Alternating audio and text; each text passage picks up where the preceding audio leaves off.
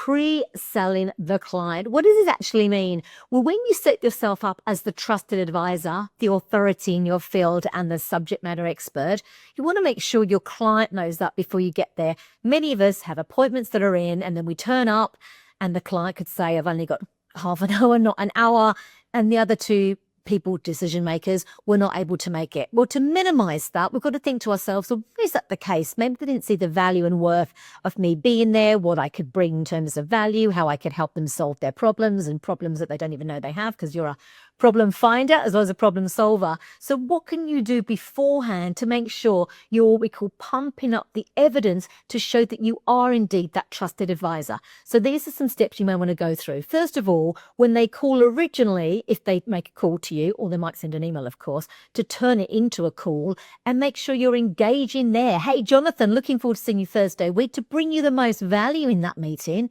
What prompted you to call, or how do you currently do this? Whatever it might be. Ensure that that conversation flows easily and effortlessly. You don't want them to say, oh, we'll cover this next Thursday. So don't ask a big heavy question. Ask an easy question that they can answer. And then you're listening to understand, not listening to talk.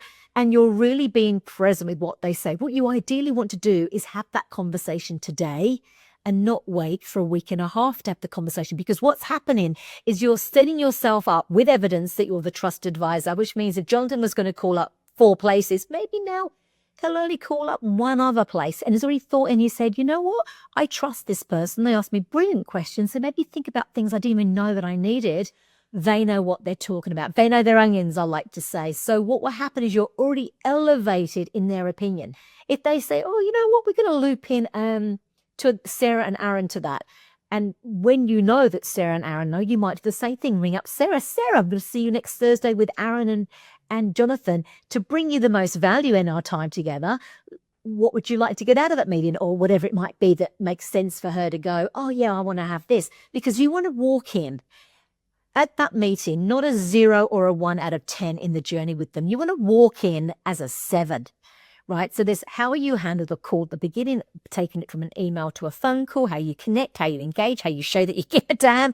You also want to make sure that if you're on LinkedIn, that you connect with them on LinkedIn. You may be orbiting the company, connecting with others if it's appropriate to do so.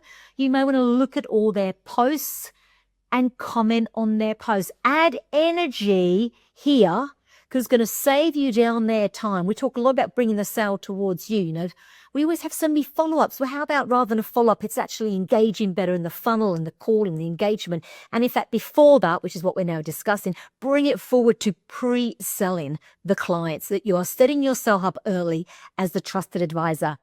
Let me know how you go.